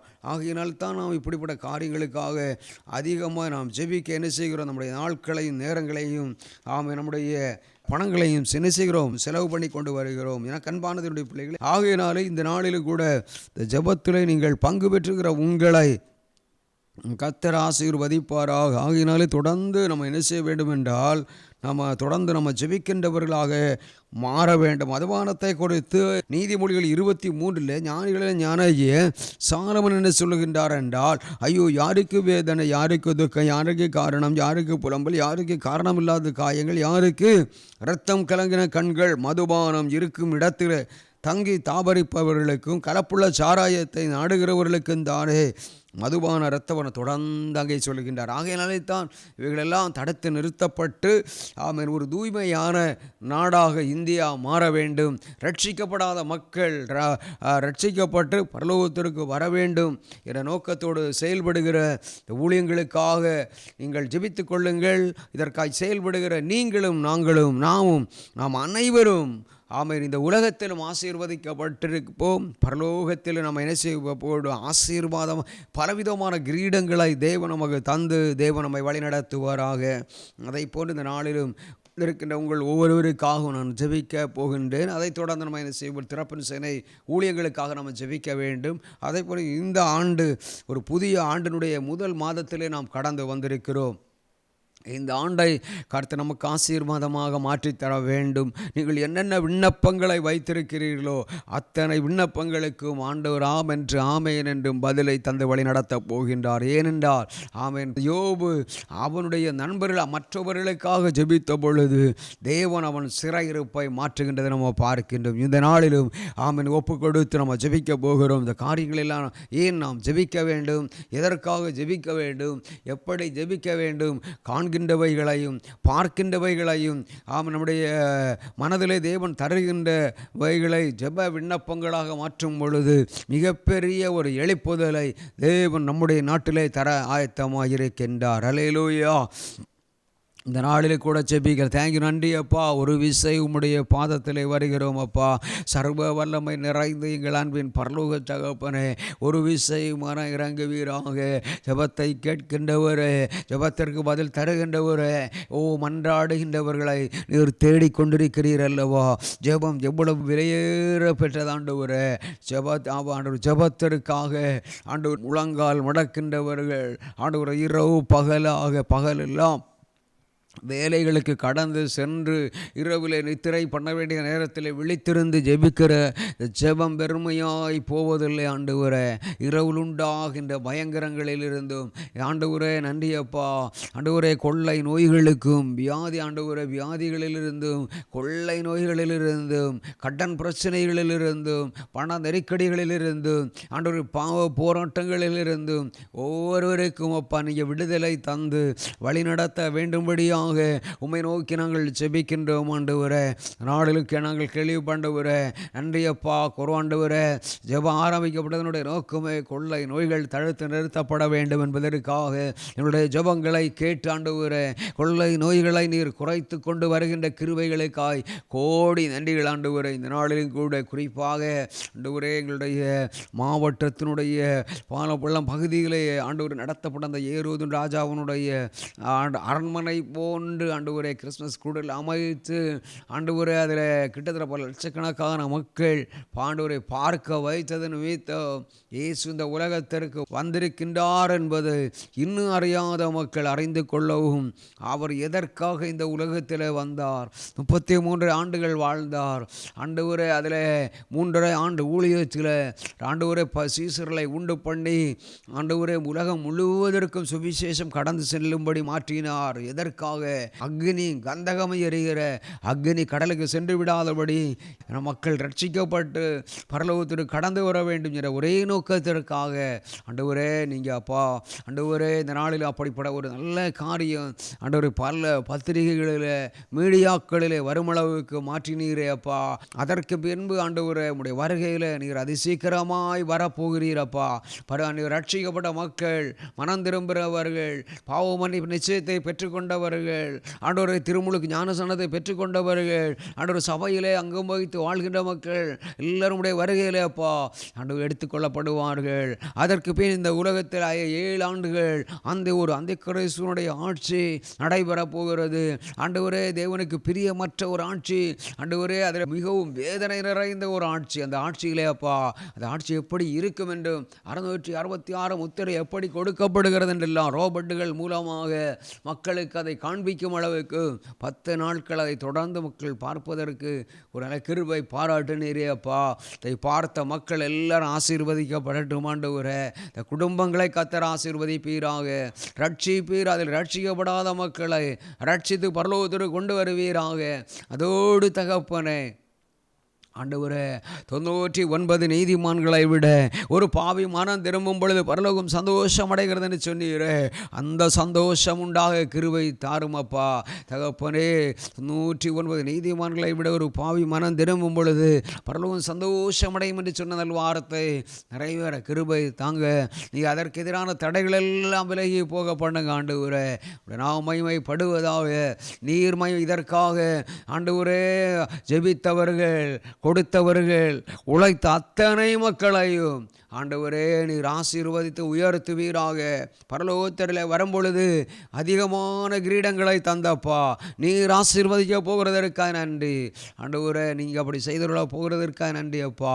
எங்களுடைய மாவட்டத்திலேயே இப்படிப்பட்ட ஒரு காரியம் நடக்கும் அளவுக்கு அற்புதம் செய்தீரே ஆண்டவரே. உடைய சீசனாகிய தோமா ஆண்டவரே எங்களுடைய மாவட்டத்தில் வந்து இங்கே ஆலயத்தை கட்டினதை கூட நாங்கள் அறிந்திருக்கிறோமே. இந்த நாளில் கூட இன்று வரையிலும் அப்பா ஊழியம் ஊழியங்கள் நடைபெறும் அளவுக்கு மாற்றிக்கொண்டு வருவதற்கான தொடர்ந்து நீங்கள் வழி நடத்துக தகப்பனே. ஆசீர்வதி அதை புரிந்த ஆண்டு அப்பா ஒரே கிட 11 ஆண்டுக்கு பின்பு இந்தியாவுடைய முதல் பிரதமர் அவர்கள் ஆண்டவரே ஒரு தேவாலயத்திலே போய் கிறிஸ்மஸ் விழாவிலே பங்கு பெறவும் ஜெபிக்கவும் நீர் இரக்கம் பாராட்டினதற்காக உமக்கு நன்றி செலுத்துகிறோம் ஆண்டவரே. தொடர்ந்து ஆண்டவரே ஆண்டவர் எங்களுடைய நாட்டினுடைய ஆண்டவர் எல்லா ஜனாதிபதி, பிரதமர் மற்ற அதிகாரத்தில் இருக்கிற எல்லாருக்காகவும் நீங்கள் ஜெபம் பண்ண வேண்டும் என்று தீமத்திய அப்போஸ்தலனாகிய பவுல் மூலமாய் நீர் எங்களுக்கு எழுதி கொடுத்திருக்கிறீர் ஆண்டவரே. எதற்காக? ஒரு அமைதியுள்ள வாழ்க்கை வாழ்வதற்காக நாங்கள் ஜெபிக்க வேண்டும் என்று எங்களுக்கு எழுதி கொடுத்திருக்கிறீர் அப்பா. அதன்படி இந்திய நாட்டில் இருக்கிற ஜனாதிபதி, பிரதமர் மற்றும் அதை சார்ந்த எல்லா ஆண்டவர் எல்லா அரசு அதிகாரிகள் அரசியலை சார்ந்தவர்கள், அரசு துறையை சார்ந்த எல்லாரையும் நீர் சமாதானத்தோடு வாழ பண்ணுவீராங்க. நன்றி. நல்ல திட்டங்களை கொண்டு வந்து நாட்டில் அமைதியோடு நாடு செயல்பட கிருபை தருவீராக. நீ ரட்சிக்கப்படாத அத்தனை பேரை ரட்சித்துமுடைய பிள்ளைகளாய் மாற்றுவீராக. நீர் அப்படி செய்தருள போகிறதற்காக கோடான கோடி நன்றிகளப்பா. கர்த்தர் நம்முடைய ஜெபங்களை கேட்டதற்காக கரங்களை தட்டி நாம் ஆண்டவரை மகிமைப்படுத்தலாம். ரெண்டாவதாக இன்னொரு காரியத்துக்காக நம்ம ஜெபிக்க போகின்றோம். மதுபான காரியங்கள் எல்லாம் தடுத்து நிறுத்தப்படுவதற்காக நம்முடைய மாவட்டத்திலே கூட கடந்த ஆண்டு இவ்வளோ ஜெபங்கள் நடக்கிற ஒரு மாவட்டம். ஆனாலும் கிட்டத்தட்ட 281 வழக்குகள் பதிவு செய்யப்பட்டிருக்கின்றன. 501 பேர் கைது செய்யப்பட்டிருக்கின்றார்கள். பத்திரிகை செய்தி வந்திருக்கிற இந்த நாளிலும் இப்படிப்பட்ட யாருடைய இந்த போதைக்கு பின்னணியத்தில் இருந்து செயல்படுகிற சத்துருடைய திட்டங்கள் எல்லாம் செயலிழந்து போக பண்ணுங்கப்பா. கர்த்தர் அப்படி செய்தருள போகின்ற கிருபைக்காய் கோடி நன்றிகள் ஆண்டவரே. ஏனென்றால் மதுபானம் இப்படிப்பட்ட அந்த போதைகளை பயன்படுத்தின பின்பு சுய உணர்வை இழந்து விடுவார்கள், எதை வேண்டுமானாலும் செய்வார்கள் என்றுதான் எழுத்தாளர்கள் எழுதுகிறார்கள். ஆண்டவர் இதுதான் உண்மையப்பா. ஆகையினாலே இளம் தலைமுறைய வாலிபர்களின் மத்தியில் யூத்துகள் ஆண்டவர் இளம் தலைமுறையின் மத்தியிலே அப்பா இப்படிப்பட்ட போதைகள் சென்று விடாதபடி தடுத்து நிறுத்துங்க தகப்பனே. இந்த ஜெபத்தில் யாரெல்லாம் பங்கு பெற்று ஜெபித்து கொண்டிருக்கின்றார்களோ அத்தனை குடும்பங்களுக்காகவும் ஜெபிக்கிறோம் அப்பா. எங்கள் குடும்பத்தில் நம்முடைய எங்களுடைய குடும்பங்களும் ஒருவரும் அப்பா இந்த ஆண்டவரே அப்பா அன்றைக்கு அப்பா என்று இந்த ட்ரக்குக்கு அடிமையாகாதபடி ஆண்டவரே போதைகளுக்கு அடிமையாகாதபடி பாதுகாத்து வழிநடத்தி உடைய நாமத்தை மகிமைப்படுத்துங்கப்பா. போதை இல்லாத ஒரு நாடாக, போதைகள் இல்லாத ஒரு நாடாய் எங்கள் நாட்டை நீர் மாற்ற வேண்டும்படியாய் உம்மை நோக்கி நாங்கள் ஜெபிக்கின்றோம் ஆண்டவரே. மனம் இறங்குவீராக, அற்புதம் செய்வீராக. டாஸ்மாக் கடைகளை தேடி போகிற எல்லா மக்களை ரட்சித்து உம்முடைய பிள்ளைகளாய் மாற்றுங்க ஆண்டவரே. குடி வெறிகளிலிருந்து மதுபானத்திற்கு அடிமையாகி வாழ்கிற வாழ்க்கையில் ஒரு விடுதலை கொடுத்து நடத்தி சுத்தமான சாட்சியை நிறுத்தி நீங்கள் அப்படி செய்துள்ள போவதற்காய் கோடி நன்றிகளப்பா. தொடர்ந்து நீங்கள் வழி நடத்துங்க, ஆசீர்வதிங்கப்பா. அதை போல் இந்த நாளில் கூட ஆண்டவரே இந்த ஜெபத்திலே கலந்து கொண்ட அத்தனை குடும்பங்களையும் கர்த்தர் ஆசீர்வதித்து இந்த ஆண்டவரே காயங்களை ஆற்றி ஆண்டவரே நட்சத்திரங்களை போல பிரகாசிக்க பண்ணி உடைய நாமத்தை மகிமைப்படுது. நீ அப்படி செய்துள்ள போகிறதற்காக கோடான கோடி நன்றிகளப்பா. நாளிலும் கூட ஆண்டவரே திறப்பிரச்சனை ஊழியங்களுக்காக அதனுடைய ஒரு பகுதியாக இந்த ராப்பகல் ஜெபம் நடைபெற்று கொண்டு வருகிறது அல்லவா. இந்த ஜெபத்தை கர்த்தர் எங்களுக்கு கண்டு ஆசீர்வதித்தாங்க. தொடர்ந்து தடையின்றி வருகை மட்டும் இந்த ஊழியம் நடைபெறுவதற்கு கிருபை பாராட்டுங்க அப்பா. இரக்கம் செய்தருளுவீராக, மனம் இறங்குவீராக. தொடர்ந்து ஆண்டவரே அப்பா இந்த நாளிலும் கூட ஆண்டவரே இந்த ஜெபத்திலே கலந்து கொண்ட ஜெபத்திலே பங்கு பெறுகிற அத்தனை குடும்பங்களையும் நீர் ஆசீர்வதிப்பீராக, உயர்த்தி மகிமைப்படுத்துவீராக. ஒரு ஜெபாவி ஊற்றப்பட்டிருப்பதற்காக நன்றி ஆண்டவரே. தொடர்ந்து நீங்கள் வழி நடத்துங்க தகப்பனை, ஆசீர்வதிப்பீராக. நன்றி ஆண்டவரே. தொடர்ந்து வருகின்ற செய்தியை அப்பா எங்களுக்கு நீர் ஆசீர்வாதமாக மாற்றி தருவீராக. செய்தி தருகிற அன்பு ஊழியக்காரருக்காக நன்றி ஜெபிக்கிறேன். கர்த்தருடைய கரமுடைய மகனோடு இருக்கட்டும். எங்களுக்கு வேண்டிய ஆவிக்குரிய மன்னாவை தந்து எங்களை ஆசீர்வதிக்கட்ட கிருபை தாரும். நாங்கள் ஆசீர்வதிக்கப்பட்டிருக்க கிருபை தாரும். நாங்கள் ஆசீர்வதிக்கப்படுவதன் மூலமாக மற்றவர்களும் ஆசீர்வாதமாய் மாற கிருபை இந்த வழி நடத்துங்கப்பா. இந்த ராப்பகல் ஜெபத்திற்காக ஜெபித்த, கொடுத்த, உழைத்த அத்தனை குடும்பங்களை கர்த்தர் ஆசீர்வதித்து உயர்த்தி மேன்மைப்படுத்துவீராக, மகிமைப்படுத்துங்கப்பா. நீங்கள் அப்படி செய்தருள போகின்ற மேலான கிருபைகளை காய்கோடி நன்றிகளப்பா. எல்லா துதி கன மகிமை உமக்கு ஒருவருக்கே நாங்கள் செலுத்துகின்றோம். இயேசுவின் நாமத்தில் ஜெபிக்கிறோம் ஜெபங்களை நல்ல பிதா. ஆமேன் ஆமேன். கர்த்தர் இந்த நாளிலே கூட விலைக்கிரயம் பண்ணி இரவு பகலாய் விழித்திருந்து ஜெபிப்பதற்கான கிருபையை கர்த்தர் நமக்கு தந்ததற்காய் கரங்களை தட்டி கர்த்தரை மகிமைப்படுத்தலாம். தொடர்ந்தும் ஆண்டுடைய வார்த்தையை கொண்டு வருகிற ஆமன் தேவ மனிதருக்காக கரங்களை தட்டி நாம் ஆண்டு மகிமைப்படுத்தலாமா? கிறிஸ்தவுக்குள் பிரியமானவர்களே, இந்த ராப்பகல் ஜெபத்திலே கலந்து கொண்டிருக்கிற ஒவ்வொருவருக்கும் தேவனாகிய கர்த்தர் கிருபை அளிப்பாராக. கிறிஸ்துவுக்குள் பிரியமானவர்களே, இன்றைய நாளிலும் உங்களோடு ஒரு வசனத்தை சேர்ந்து நாம் தியானிக்கும்படியாக கிருபை செய்த தேவனாகிய கர்த்தருக்கே முதல் மகிமையை செலுத்துகிறேன். இந்த ராப்பகல் ஜெபத்தை ஒவ்வொரு மாதமும் பாரத்தோடு நம்பிக்கையோடு நடத்துகின்ற தேவ ஊழியர் நித்யச்சந்திரன் அவர்களது குடும்பத்துக்கும் மற்றும் ஒவ்வொரு மாதமும் கலந்து கொண்டு ஜெபத்திலே கர்த்தரை தேடுகிற மற்றவர்களுக்காக பாரப்பட்டு ஜெபிக்கிற உங்கள் ஒவ்வொருவருக்காகவும் கிறிஸ்துவின் நாமத்திலே இந்த கிறிஸ்து பிறப்பு நல்வாழ்த்துக்களை உங்களோடு பகிர்ந்து கொள்வதில் மிகவும் சந்தோஷப்படுகிறேன். ஆமேன். இன்றைய நாளிலும் நாம் தியானிப்பதற்காக எடுத்துக்கொள்ளப்பட்ட ஒரு வசனத்தை பார்ப்போம். மத்தேயு 13ஆம் அதிகாரம் 44வது வசனத்திலே சொல்லியிருக்கும், அன்றியும் பரலோக ராஜ்யம் நிலத்தில் புதைந்திருக்கிற பொக்கிஷத்துக்கு ஒப்பாயிருக்கிறது. அதை ஒரு மனுஷன் கண்டு மறைத்து அதை பற்றிய சந்தோஷத்தினாலே போய் தனக்கு உண்டானவை எல்லாவற்றையும் விற்று அந்த நிலத்தை கொள்ளுகிறான். ஒரு மனுஷனுக்கு ஒரு நிலத்தில் புதையல் கிடைக்குதான், பொக்கிஷம் இருக்குதான். அதை பார்த்த உடனே தனக்கு ஏற்கனவே இருக்கிற எல்லாவற்றையும், எந்த சொத்துகள் இருந்தாலும் சரி, பணமோ எதுவாக இருந்தாலும் அவைகள் எல்லாவற்றையும் விற்று அந்த பொக்கிஷத்தை பெற்றுக்கொள்வதாக இயேசு கிறிஸ்து சீஷர்களுக்கும் இஸ்ரவேல் ஜனங்களுக்கு முன்பாக இந்த உவமை சொல்லியிருப்பார். அந்த வகையில் இன்றைக்கு நாம் அந்த பொக்கிஷம், அந்த புதையல் என்றால் என்ன, இதை குறித்தே ஆவியானவர் உணர்த்தியபடி நாம் ஒருமித்து தியானிக்கிறோம். ஆமேன். அன்பானவர்களே, உலக வாழ்க்கையிலே ஒவ்வொரு தேசங்களிலும் கர்த்தர் படைத்த அந்த பூமியிலே ஏராளமான பொன் பொருள், வெள்ளி, நவரத்தினங்கள் இன்னும் வாழ்க்கை முன்னேற்ற பாதையில் சென்று கொண்டே இருக்கிறது. அதற்கு தேவையான எல்லா கனிம வளங்களும் அந்தந்த தேசத்தின் எல்லைகளுக்குள்ளே இருக்கிறது. அவர்கள் அதை பல 1000 அடி ஆழத்திலே தோண்டி எடுத்து வெளியே கொண்டு வந்து அதை தங்களுக்கு தேவையான உபகரணங்கள் செய்வதற்காக பயன்படுத்தி கொள்ளுகிறார்கள். இது அரசாங்கத்துக்கு ஒரு புதையல். அது உலக வாழ்க்கை. நாம் இன்று தியானிப்பது பரிசுத்த வேதாகமத்தின்படி புதையல், பொக்கிஷம் என்றால் என்ன? இந்த உலகத்தில் நாம் பார்க்கும்போது கிட்டத்தட்ட 3 பேர் 3 விதமாக பொக்கிஷத்தை தேடுகிறார்கள். அந்த பொக்கிஷத்தை அடைந்து கொள்வதற்காக ஏராளமான பிரயாசங்கள் படுகிறார்கள், பாடுகள் படுகிறார்கள். ஏராளமானவர் தனக்கு ஆஸ்தி இதே போல விற்று அந்த பொக்கிஷத்தை தேடி கொள்ளுகிறார்கள். இதை குறித்தே, இந்த 3 நபரையும் குறித்தே இன்றைக்கு நாம் தியானிக்கிறோம். ஆமேன். முதலாவதாக, மனுஷன் தேடும் பொக்கிஷம் என்ன? நம்மை குறித்து நாம் பார்ப்போம். மத்தேயு 19வது அதிகாரத்திலே ஒரு ஐஸ்வர்யவான், ஒரு வாலிபன் இயேசு கிறிஸ்துவினிடத்தில் வந்து, நித்திய ஜீவன் பெற்றுக்கொள்ள நான் என்ன செய்ய வேண்டும்? நித்திய ஜீவன் பெற்றுக்கொள்ள நான் என்ன செய்ய வேண்டும் என்று ஒரு கேள்வியை கேட்பார்.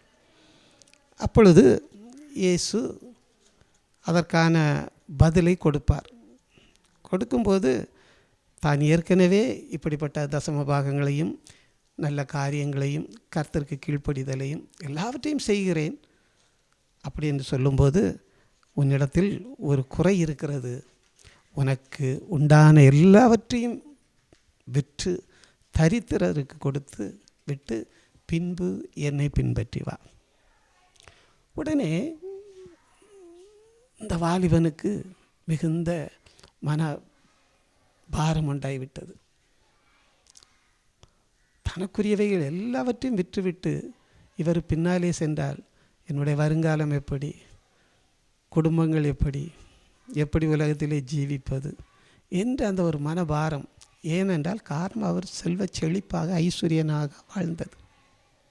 இந்த ஐஸ்வர்யவானாக வாழ்ந்தபடியால் அவருக்கு இந்த உலக பிரகாரமான இந்த மேன்மைகளை விட்டு வெளியே வர அவரால் முடியவில்லை. இப்படியாக உலகத்திலே கர்த்தர் ஒரு வழியை காட்டினாலும் அந்த வழியிலே வருவதற்கு எல்லோரும் உடன்பட மாட்டார்கள். அவர்களுக்கு உலக பிரகாரமான பொக்கிஷம் வேண்டும். உலகத்திலே வாழ்வதற்கு நாம் தேவை. பாடுபட்டு சம்பாதித்து வேலை செய்து சம்பாதிப்பது எல்லாம் நமக்காக, நம்முடைய வருங்கால பிள்ளைகளுக்காக, குடும்பங்களுக்காக, அது உண்மை. ஆனாலும் அது மட்டுமே உலகத்திலே ஆதாரமாக இருக்க முடியாது. நித்திய ஜீவன் என்று ஒரு ஆசை அந்த வாலிபனுக்குடைய இருதயத்திலே இருந்ததே, பாராட்டப்பட வேண்டிய விஷயம். ஆனால் அதற்கு ஒன்று விலையாக கொடுக்க வேண்டியிருந்தது. அந்த விலைதான் தனக்குரிய சொத்துக்களை விற்று தரித்திரத்துக்கு கொடுத்துவிட்டு கர்த்தரை பின்பற்றி செல்ல வேண்டும். எதற்கும் ஒரு விலை உண்டு. பூமியிலிருந்து ஆழத்திலிருந்து எடுக்கும்போது எளிதான காரியமா? எவ்வளவு பாடுகள் படுகிறார்கள். எத்தனை ஆயிரம் உயிர்கள் அதில் மாண்டு போகிறார்கள்.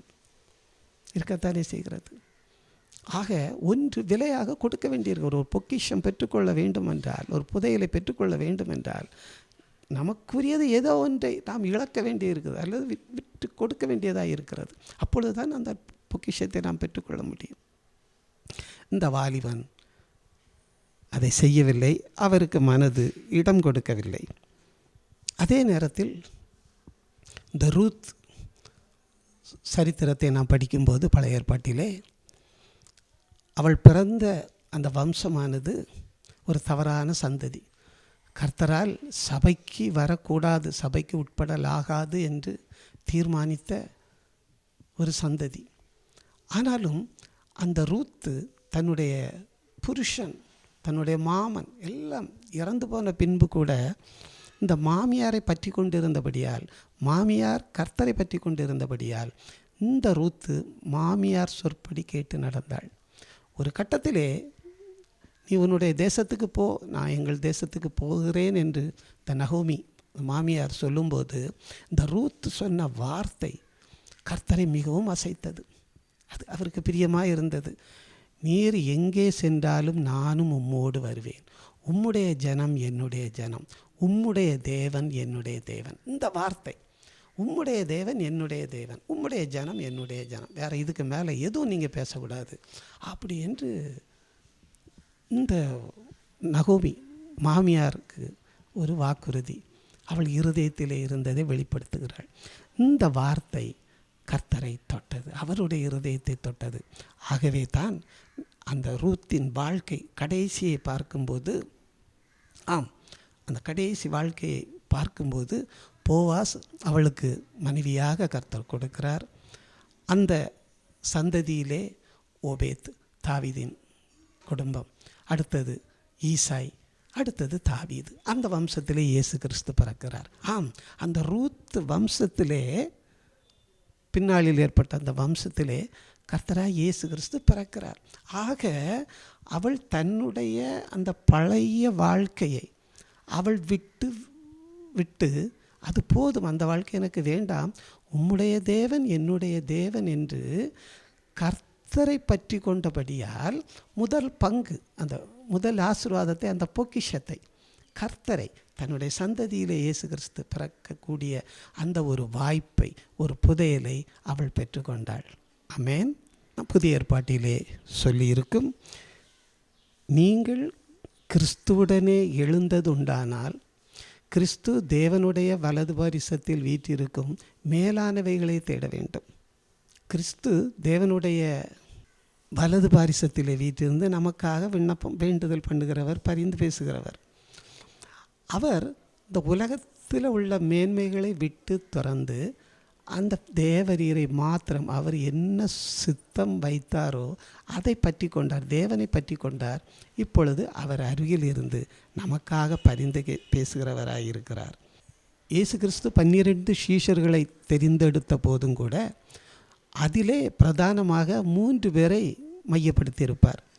யோவான், யாக்கோபு, பேதுரு. இந்த 3 பேரையும் கூட்டிக் கொண்டு மலையிலே சென்று இயேசு கிறிஸ்து மறுரூபமாகிறார். அங்கே எலியாவும் மோசேயும் அவர்களுக்கு இயேசு கிறிஸ்துவனோடே பேசுகிறதாக இவர்கள் பார்க்கிறார்கள், அந்த தரிசனத்தை பார்க்கிறார்கள். மத்தேயு 17ஆம் அதிகாரத்திலே எழுதியிருக்கும் தரிசனத்தை பார்க்கிறார்கள், பயப்படுகிறார்கள், ஆச்சரியப்படுகிறார்கள். இப்பொழுது மோசேயும் எலியாவும் சென்ற பின்பு இயேசு கிறிஸ்து சொல்லுகிறார், நாம் கீழிறங்கி போவோம் வாருங்கள் என்று சொல்லும்போது இவர்களுக்கு அந்த மகிமையான அந்த இடத்தை விட்டு, மலையிலிருந்து கீழே இறங்கி அந்த உலக வாழ்க்கை அவர்களுக்கு பிடிக்கவில்லை. காரணம், இந்த பேதுரு, யோவான், யாக்கோபு என்பவர்களை கொண்டு கர்த்தர் விசேஷித்த அற்புதங்களை எல்லாம் செய்தார். கர்த்தருடைய அதிகாரத்தை அவர்கள் பெற்றுக்கொண்டு செய்தார். இந்த பேதுரு, யாக்கோபு, யோவான் யாராக இருக்கட்டும், எங்கு சென்றாலும் மனுஷர்கள் வழியிலே நின்று அவர்களை எங்கள் வீட்டில் ஜெபம் பண்ணுங்க, அந்த பிசாசை விரட்டுங்க, இந்த நோயை குணமாக்குங்க அப்படின்னு எவ்வளவோ போராட்டம் பிரச்சனைகளிலிருந்து விடுதலையை கொடுத்தவர்கள். அவர்களுக்கு ஏராளமான காணிக்கைகள், பொன், பொருள், நிலம் என்னவெல்லாமோ அவர்களுக்கு கிடைத்திருக்கும். இன்னும் மதிப்பு, மரியாதை இதெல்லாம் கிடைத்திருக்கும். ஆனாலும் அவர்களுக்கு அது பெரிதாக தென்படவில்லை. அந்த பூமியிலே கீழே பார்க்கும்போது மலையில் இவர்கள் இருந்து இப்படிப்பட்ட தரிசனத்தை தேவனோடு இயேசுவோடு இருந்து தரிசிக்கும்போது இவைகள் அவர்களுக்கு அற்பமாக தெரிகிறது. அந்த மேன்மை, உலக பிரகாரமான அந்த மேன்மை, அந்த வரவேற்பு, பொன், பொருள், காணிக்கைகள், மரியாதை இதெல்லாம் அவர்களுக்கு மேன்மையாக தெரியவில்லை. கர்த்தரோடு இருந்து இந்த தரிசனத்தை கண்டு அவருடைய பாதத்திலே இருக்க வேண்டும். ஆகவே தான் பேதுரு சொல்லுவார், இயேசுவே, ஆண்டவரே, உமக்கு ஒரு கூடாரமும் மோசேக்கு எலியாவுக்கு ஆளுக்கு ஒவ்வொரு கூடாரமும் அமைத்து இங்கே தங்கியிருப்போம். அவருடைய ஆசை அவருடைய பாதத்திலே இருக்க வேண்டும், அவரோடு இருக்க வேண்டும். அதுதான் அவர்கள் தெரிந்து கொண்ட பொக்கிஷம். உலக வாழ்க்கையிலே மனுஷர்கள் தெரிந்து கொள்வது இப்படித்தான். அந்த ஐஸ்வர்யவான வாலிபனோ அவனுக்கு தன்னுடைய உலக மேன்மை விட்டு கர்த்தரை பின்பற்ற அந்த பொக்கிஷத்தை தெரிந்து கொள்ள அந்த வாலிபனுக்கு மனது இல்லாது இருந்தது. ஆனால் இந்த பேதுரு, யோவான், யாக்கோபு கர்த்தர் தந்த அதிகாரத்தின்படி எவ்வளவோ அற்புதங்கள் செய்து அந்த மேன்மையும் பெருமையும், அந்த பொன்னும் பொருளும் ஆஸ்தியும் மரியாதையும் அவர் 2ஆம் பட்சமாக அதை முதன்மைப்படுத்தவில்லை. கர்த்தருடைய பாதத்தில் கர்த்தரோடு இருப்பதையே, அந்த பொக்கிஷத்தையே, புதையலையே இவர்கள் தேடிக்கொண்டார்கள். மனுஷர்களாகிய நாமும் நம்மையும் அதற்காகத்தான் கர்த்தர் படைத்திருக்கிறார். கர்த்தரை தேட வேண்டும். கர்த்தர் தான் பொருள். உலகத்திலே வாழ்கிறோம், நல்லது தான், தேவைகள் சந்திக்கப்படும், உழைக்கிறோம். ஆனாலும் நம்முடைய மேன்மை, முதன்மை, எதிர்பார்ப்பு, ஏற்கமெல்லாம் கர்த்தருடைய பாதத்திலே இருக்க வேண்டும். இவைகள் உலகத்திலே வாழும்போது மனுஷர்கள் தேடுகிற புதையல்கள், பொக்கிஷங்கள், இதற்கு நாம் பங்குள்ளவர்களாக இருக்க வேண்டும். இரண்டாவதாக பொக்கிஷத்தை தேடுபவன் யார் என்று பார்த்தால் பிசாசு, சாத்தான். அவனும் பொக்கிஷங்களை தேடுகிறான். என்ன பொக்கிஷம்? லூக்கா 4ஆம் அதிகாரத்திலே நாம் படிக்கும்போது இயேசு கிறிஸ்து 40 நாள் உபவாசம் இருந்து ஆவியானவரால் வனாந்தரத்துக்கு கொண்டு போகப்படுகிறார். அங்கே பிசாசானவன் இயேசு கிறிஸ்துவிடம் சோதிக்கிறான். ஒரு 3 காரியங்களை குறித்து சோதிக்கிறான். அதிலே ஒன்று 5ஆம் வசனம் 6வது வசனம்.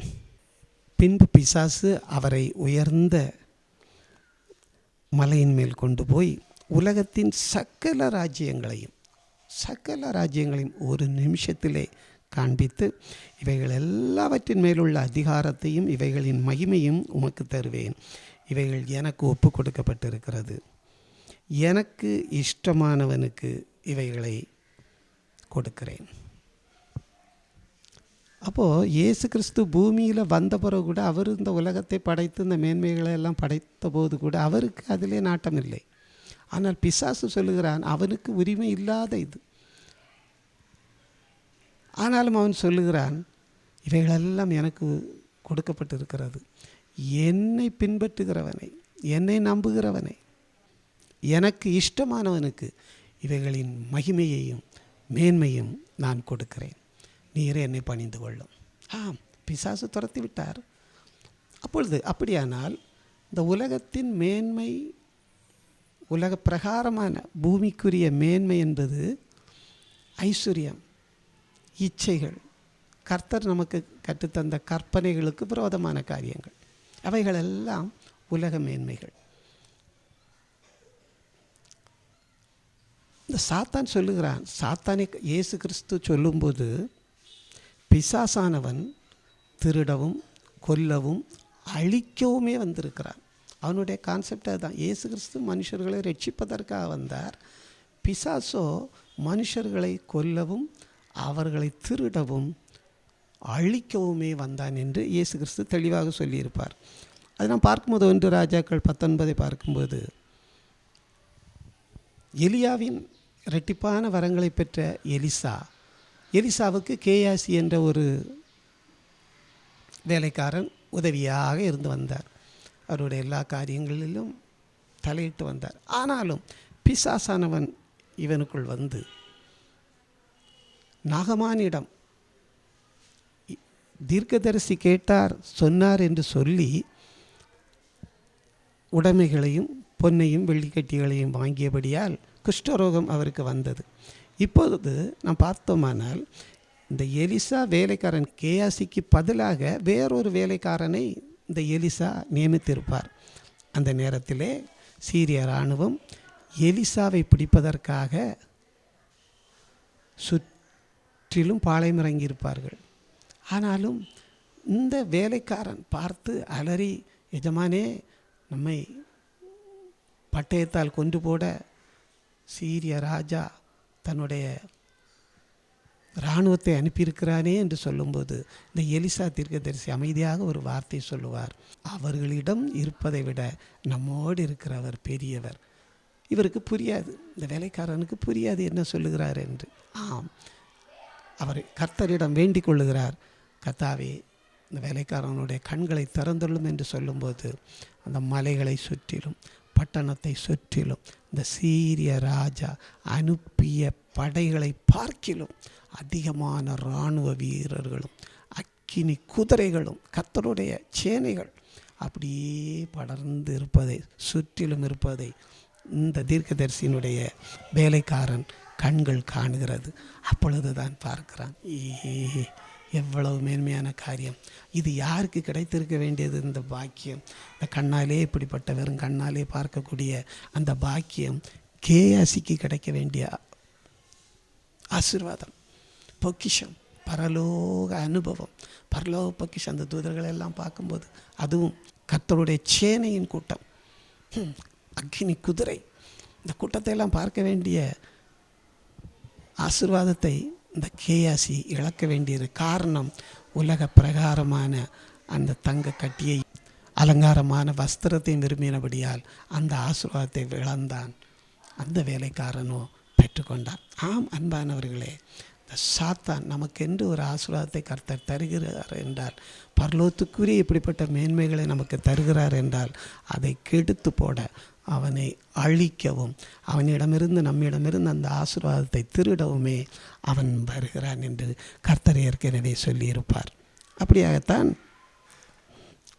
ஐஸ்வர்யவான் இயேசு கிறிஸ்து சொல்லும்போது அந்த ஐஸ்வர்யவானுடைய பரிதாப நிலவை, ஐஸ்வர்யவான் லாசரு அவன் அந்த பருக்களின் மீது நாய்கள் நக்கிற்று என்று இருக்கும்.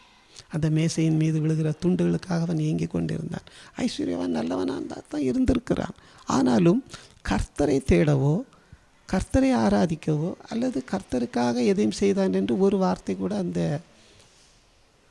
பரிசுத்த வேதாகமத்தில் இல்லை. அப்படியானால் அவர் உலக வாழ்க்கை, எனக்கு இருக்கிறது, நான் சந்தோஷமாக வாழ்கிறேன், நான் வேறு யாருக்கும் கொடுப்பதும் இல்லை, யார்கிட்டேருந்து எடுப்பதும் இல்லை, நான் பரிசுத்தம், சுயநீதி வாழ்க்கை, அது கடைசியிலே பாதாளத்திலே அக்கினியிலே வேக வேண்டியதாகி போயிடுச்சு.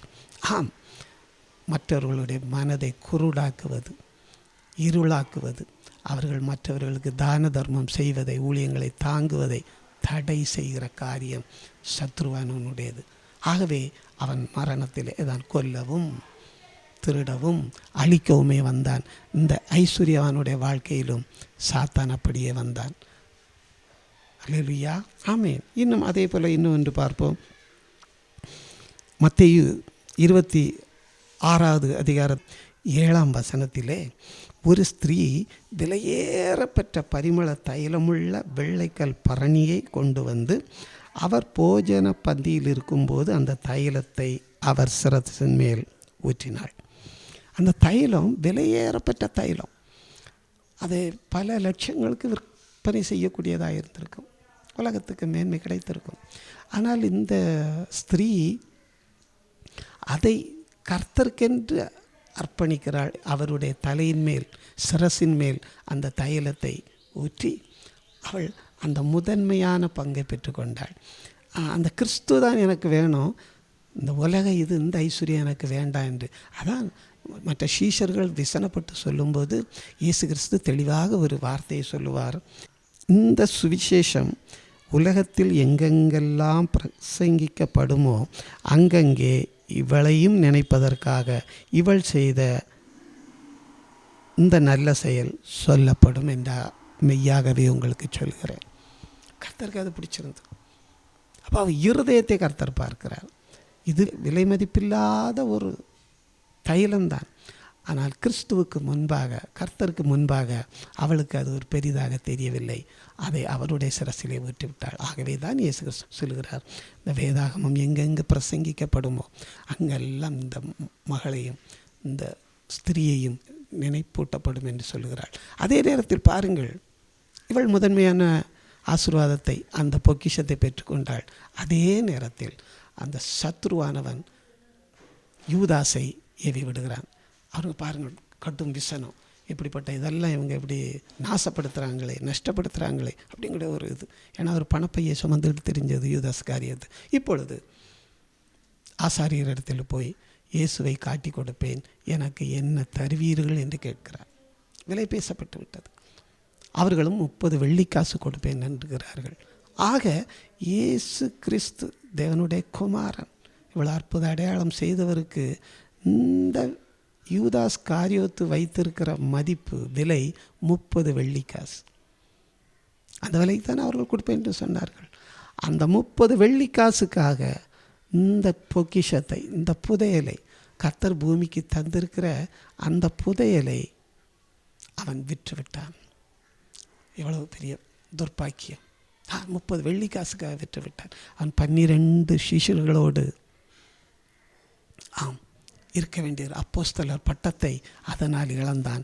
சாத்தான் அவனை கொண்டு போனான், குடல் வெடித்து செத்தான், பாதாளத்திலே வேதனைப்படுகிறான். சத்துருவானவன் கொலை செய்யவும், திருடவும், அழிக்கவுமே வருகிறான். நாம் கர்த்தருடைய பொக்கிஷத்தை, கர்த்தர் என்கிற பொக்கிஷத்தை, பரலோக மேன்மை என்கிற அந்த புதையலை தேடாதபடிக்கு, தேடினாலும் அதை தடை செய்வதற்காகவே சத்ருவானவன் தெரிகிறான். இப்படியாக சத்ருவுக்கு பொக்கிஷம் எதுவென்றால் நம்முடைய ஆத்துமாக்கள். நாம் தான் அவனுக்கு பொக்கிஷம். நம்முடைய ஆவியாத்மா சரீரம் கர்த்தருடையது. ஆனால் அதை நம்மை திருட உலக மேன்மைகளை இச்சைகளை காட்டி நம்மை திருடி கொண்டு பாதாளத்துக்கு கொண்டு போவது தான் அவன் பொக்கிஷம். அவன் தேடுகிற பொக்கிஷம் நாம் தான், மனிதர்கள் தான். ஆகவே அவனுக்கு இடம் கொடுக்கக்கூடாது. இந்த வாலிபனை போல, ஐஸ்வர்யவான் வாலிபனை போல, ஐஸ்வர்யவானை போல, யூதாசை போல கர்த்தரை நாம் விட்டுவிடக்கூடாது. அது சாத்தான் நம்மளை விற்க செய்வான். அந்த ஆசீர்வாதங்களை தடை செய்வதற்காக அல்லது பெற்று கொள்ளாமல் அழிந்து போவதற்காக அவன் செய்யக்கூடிய தந்திரம்.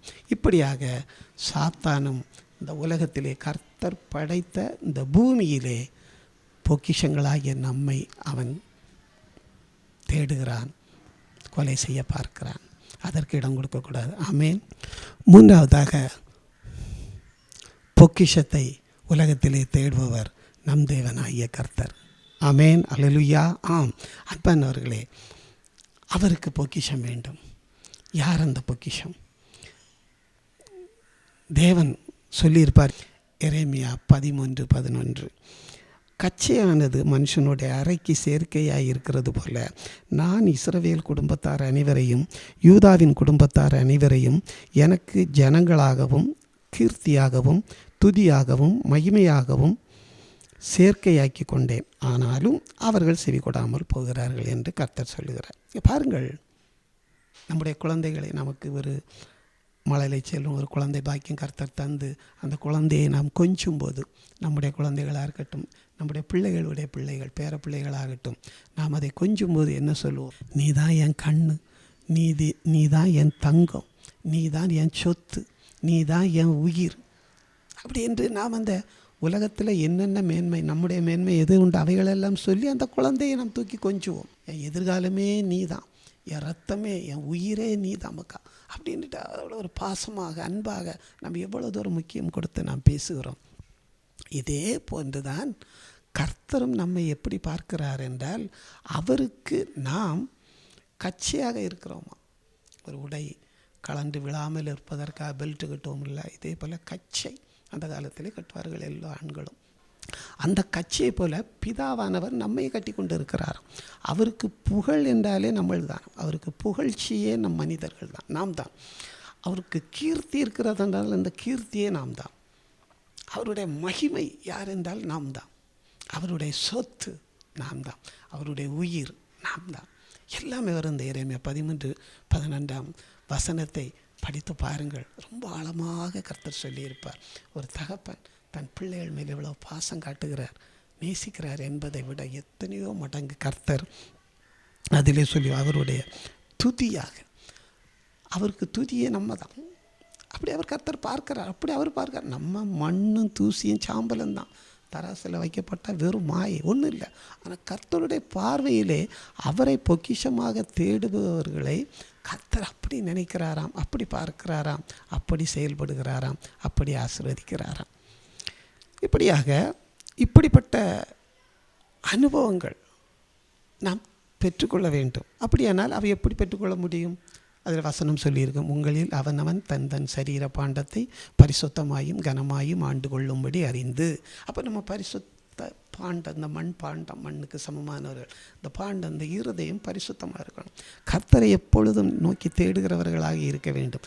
அப்பொழுது தான் அதை யோவான் 14 இயேசு கிறிஸ்து சொல்லியிருப்பார், ஒருவன் என் வசனத்தை கை கொண்டால், என் வார்த்தைகளின்படி அவன் நடந்தால், நானும் பிதாவும் அவனிடத்தில் வாசம் பண்ணுவோம். அவர் கர்த்தர் விரும்புகிறார். அவர் வாசம் பண்ணுகிற ஸ்தலமே தேவாலயம் ஆலயங்களை விட நம்முடைய இருதயத்திலே, நமக்குள்ளே, நம்முடைய ஆவியாத்மா சரீரம்தான் அவருக்கு தேவாலயம்.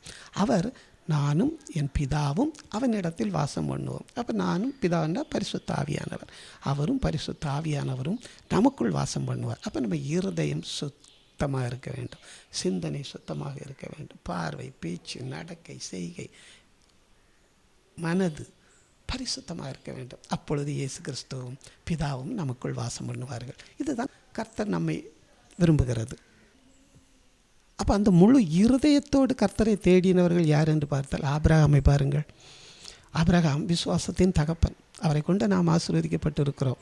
இந்த ஆபிரகாமுக்கு 75வது வயதிலே கர்த்தர் வாக்கு கொடுத்து குழந்தை இல்லாமல் இருக்கிறது, உனக்கு குழந்தை தருவேன், ஈசாக்கு, அவன் மூலம் இந்த சந்ததி பெருகும் என்று ஒரு வாக்கு கொடுக்கிறார். இதை இந்த ஆபிரகாம் நம்புகிறார். நம்பி விசுவாசத்தோடே காத்திருக்கிறார். 100வது வயதிலே அவருக்கு ஈசாக்கு கொடுக்கப்படுகிறார். இப்பொழுதோ கர்த்தர் சொல்கிறார், அவனை கொண்டு பலியிடு. ஒரு விசுவாச சோதனை, அவனை கொண்டு பலியிடு. ஆனால் இந்த ஆபிரகாம் பார்க்கிறார், என் தகப்பன் தேசத்திலிருந்து பிரிந்து வர சொன்னவர் கர்த்தர், இந்த வாக்குத்தத்தம் பண்ணினவர் கர்த்தர், எனக்கு அதன்படி அந்த வாக்குத்தத்தத்தின்படி இந்த ஈசாக்கை தந்தவர் கர்த்தர். இன்னும் வாக்குத்தத்தம் எது? உன் மூலம் உன் சந்ததி ஆசீர்வதிக்கப்பட்டிருக்கும். அப்படியானால் இந்த ஈசாக்கு மூலம் நம்முடைய சந்ததி ஆசீர்வதிக்கப்பட்டிருக்கும். கர்த்தர் தானே கேட்கிறார், தாராளம் பலி கொடுக்கிறேன் என்று கொண்டு போகிறார். அந்த பலி கொடுக்கிறேன் என்று அவர் அந்த நேரத்திலே கர்த்தருடைய மனம் எவ்வளோ சந்தோஷமாக இருக்கும். ஏனென்றால் இந்த ஈசாக்கை விட இந்த சந்ததி, ஈசாக்கு மூலம் தன்னுடைய சந்ததி பரம்பும் என்ற அந்த வார்த்தையை அவர் நம்பி, அந்த வார்த்தையை தந்தவரையும் நம்பி ஈசாக்கை பெரிதாக அவர் நினைக்கவில்லை. தன்னுடைய உலக பிரகாரமாக ஈசாக்கை அவர் பெரிதாக நினைக்கவில்லை.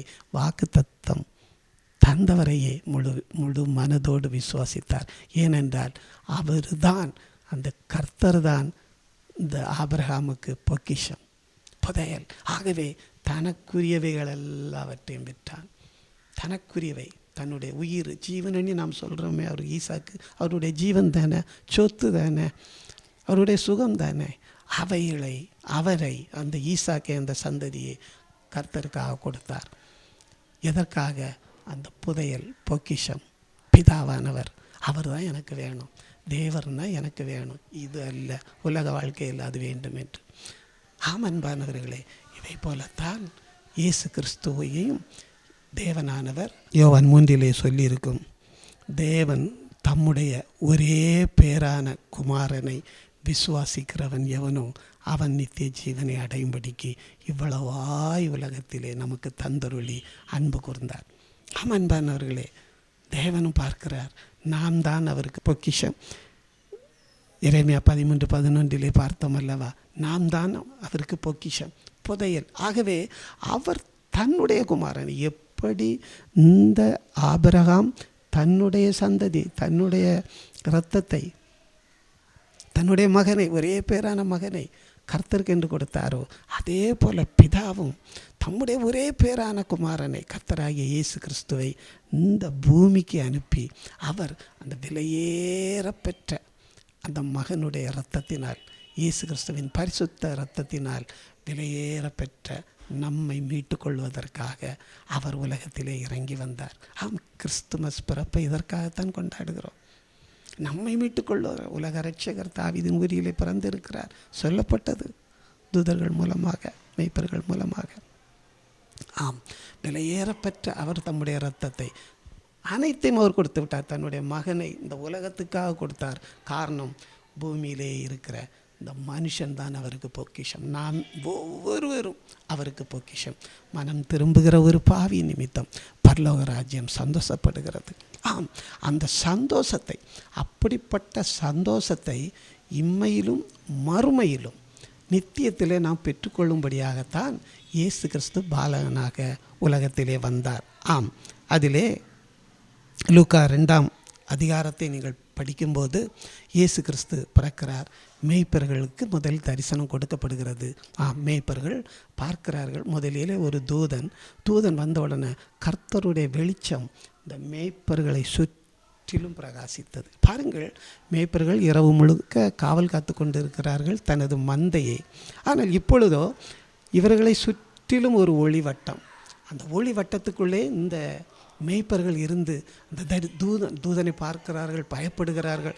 பயப்படாதே, உங்களுக்கு நற்செய்தி அறிவிக்க வந்திருக்கேன் என்று சொல்லி தாவீதின் ஊரிலே இயேசு கிறிஸ்து பிறந்திருக்கிறார் என்று சொல்லுகிறார். உடனே அதை பாருங்கள், அடுத்த அதிகாரத்தை பார்க்கும்போது வானத்தின் திரள் சேனை கூட்டமும் பூமியிலே வந்து விட்டதாம். அவர்கள் இருக்கும் இடத்திலே இந்த மேய்ப்பர்களை சுற்றிலும் வந்துவிட்டது. அவர்களும் கர்த்தரை பூமியிலே இருந்து இயேசு கிறிஸ்து பிறந்ததை ஆராதிக்கிறார்கள், மகிமைப்படுத்துகிறார்கள்.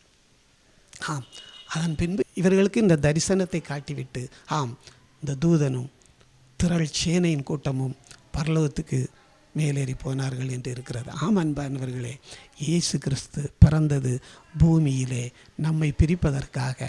எதற்காக பிரிவு? உலகத்துக்கும் நமக்கும், இந்த மேய்ப்பர்களுக்கும் ஆடுகளுக்கும் இடையே ஒரு பிரிவினை, உலகத்துக்கும் அவர்களுக்கும் இடையிலே ஒரு பிரிவினை. அதான் ஒளிவட்டம். இவர்கள் இப்போது பரிசுத்தத்துக்குள்ளே இருக்கிறார்கள், பரலோக ராஜ்ய அனுபவத்துக்குள்ளே இருக்கிறார்கள். அந்த ஆடுகளை என்ன ஆனது என்று தெரியவில்லை. மரியாளையும் குழந்தையும் பார்க்க அவர்கள் வரும்போது அத்தனை 1000 ஆடுகளை அவர்கள் என்ன செய்தார்கள், யாரிடம் ஒப்படைத்து விட்டு வந்தார்கள் என்றெல்லாம் அதில் இல்லை. ஆனால் அந்த குழந்தையை பார்க்கும்படியாக அவர்கள் வந்தார்கள். ஆம், இந்த கிறிஸ்து பிறப்பு பண்டிகையிலும் நமக்கு அன்பானவர்களே, கிறிஸ்துவுக்கும் நமக்கும் இடையே ஒரு பாலம் வேண்டுமானால், நம்மை சுற்றிலும் கிறிஸ்துவின் பிரசன்னம் நிறைந்திருக்க வேண்டுமானால், தூதர்களோடு நாமும் இந்த பூமியிலே இருந்தும் கர்த்தரை ஆராதிக்க வேண்டுமானால், மேய்ப்பர்கள் பெற்ற அனுபவத்தை நாம் அனுபவிக்க வேண்டுமானால், உலகத்துக்கும் நமக்கும் ஒரு பிரிவினை வேண்டும். உலக வாழ்க்கை, உலக மேன்மை, இச்சைகள், இவைகள் எல்லாவற்றிலிருந்து நமக்கு ஒரு பிரிவினை வேண்டும். அதைத்தான் இயேசு நமக்கு அவர் பிறந்த நாளிலே நமக்கு மேய்ப்பர்கள் மூலமாக நமக்கு காண்பித்திருக்கிறார். ஆகவே கர்த்தருடைய விலையேறப்பெற்ற முத்துக்கள், விலையேறப்பெற்ற சொத்து, விலையேறப்பெற்ற புதையல், பொக்கிஷம் நாம் ஒவ்வொருவரும். ஆகவே அதற்காகத்தான் ரத்தம் சிந்தி நம்மை மீட்டுக்கொள்வதற்காக, விலையேறப்பெற்ற நம்மை மீட்டுக்கொள்வதற்காக இயேசு கிறிஸ்து இந்த கிறிஸ்து பிறப்பு நன்னாளை கொண்டாடும் இந்த மாதத்தில் அவர் உலகத்துக்கு வந்திருக்கிறார். அதை உணர்ந்து கிறிஸ்துவே எனது பொக்கிஷம், பரலோக ராஜ்யமே எனது புதையல் என்று தேடி நாம் கர்த்தரையே தேடுவோம். பரலோக ராஜ்யம் என்ற புதையலை நாம் பெற்றுக்கொள்வோம். அந்த பொக்கிஷத்தை நாம் அடைந்து கொள்வோம். நமது சந்ததியும் பெற்றுக்கொள்ள வேண்டும். அதற்காக வழி நடத்துவோம். ஆமேன். அப்படியானால் எரேமியா 13:11 சொல்லியிருக்கிறது போல கர்த்தருடைய கட்சிகளாக நாம் மாற வேண்டுமானால், ஏசா 33:6 சொல்லியிருக்கும், கர்த்தருக்கு பயப்படுதலே அதன் பொக்கிஷம். அந்த பொக்கிஷத்தை நாம் பெற்றுக்கொள்ள வேண்டுமானால் கர்த்தருடைய வார்த்தைகளுக்கு, கர்த்தருடைய வசனங்களுக்கு, கர்த்தருக்கு நாம் பயப்பட வேண்டும். அதுதான் பொக்கிஷம். அனைவருக்கும் கிறிஸ்து பிறப்பு நல்வாழ்த்தினை தெரிவித்துக் கொள்கிறேன். ஆமேன். அல்லேலூயா.